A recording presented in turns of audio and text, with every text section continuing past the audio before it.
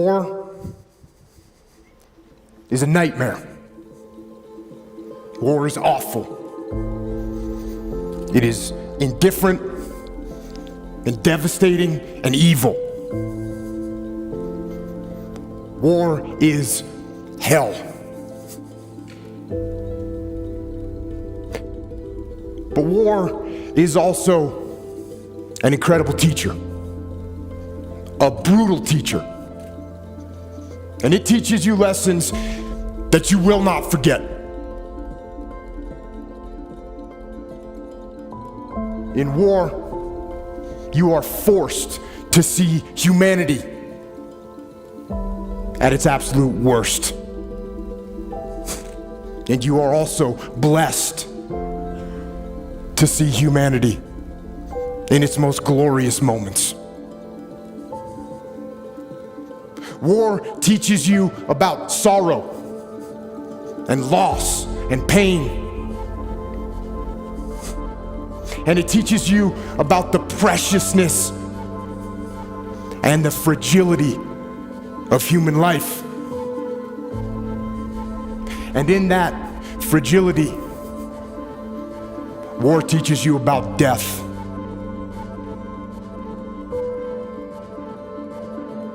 But war also teaches you about brotherhood and honor and humility and leadership. And unfortunately, war teaches you the most when things go wrong. And for me, one of the most impactful lessons that I learned from war was in the spring of 2006 in the city of Ramadi, Iraq, which at the time was the epicenter of the insurgency, where brutal and determined terrorists ruled the streets with torture and rape and murder. And it was in one neighborhood of that city, during an operation that I was in charge of,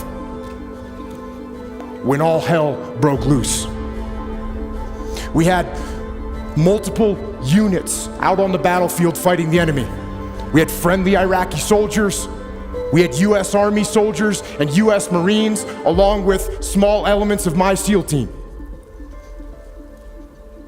And then the fog of war rolled in, with its confusion and chaos and mayhem, and with its gunfire and enemy attacks and screaming men and blood and death. And in that fog of war, through a series of mistakes and human error and poor judgment and Murphy's Law and just plain bad luck, a horrendous firefight broke out. But this firefight, it wasn't between us and the enemy. This firefight, tragically, was between us and us. Friendly forces against friendly forces, fratricide, the mortal sin of combat, and the most horrific part of war.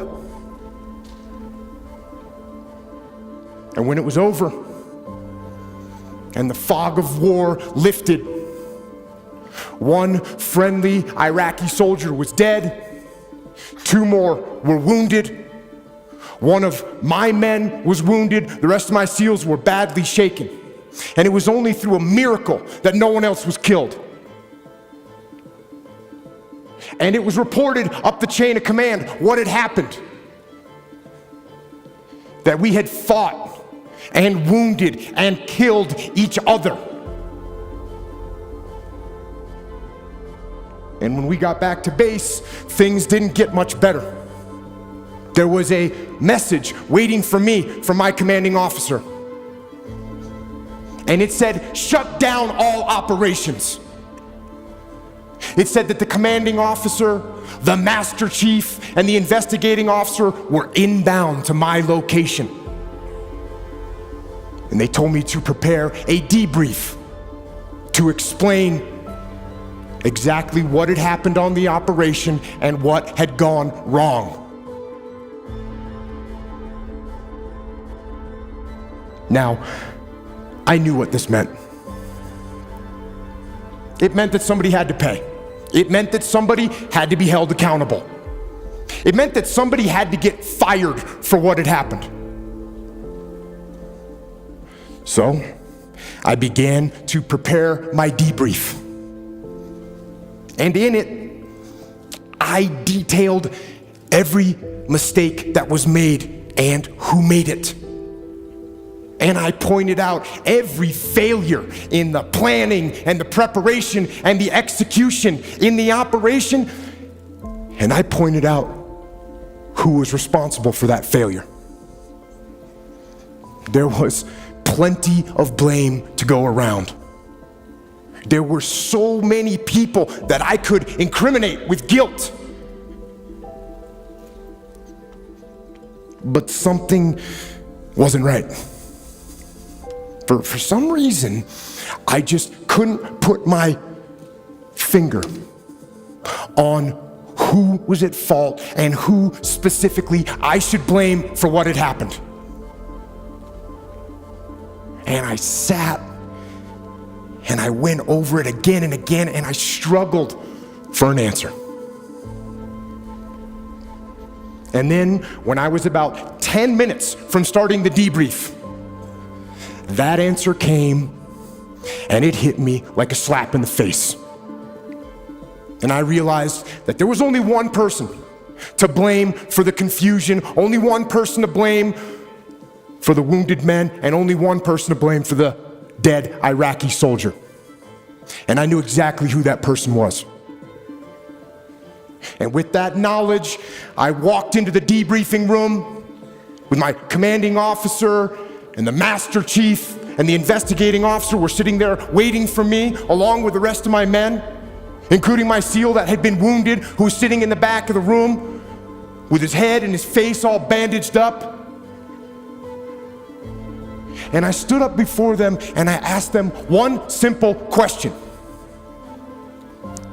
Whose fault was this? One of my SEALs raised his hand. And he said, it was my fault. I didn't keep control of the Iraqi soldiers I was with. And they left their designated sector, and that was the root of all these problems. And I said, no, it wasn't your fault. And then another SEAL raised his hand and said, it was my fault. I didn't pass our location over the radio fast enough, so no one knew what building we were in, and that's what caused all this confusion. It was my fault. And I said, no, it wasn't your fault either. And then another SEAL raised his hand. And he said, boss, this was my fault. I didn't properly identify my target. And I shot and killed that friendly Iraqi soldier. This was my fault. And I said, no, this wasn't your fault either. And it wasn't yours or yours or yours, I said as I pointed to the rest of the SEALs in the room. And then I told them that there was only one person at fault for what had happened. There was only one person to blame. And that person was me. I am the commander. I am the senior man on the battlefield, and I am responsible for everything that happens.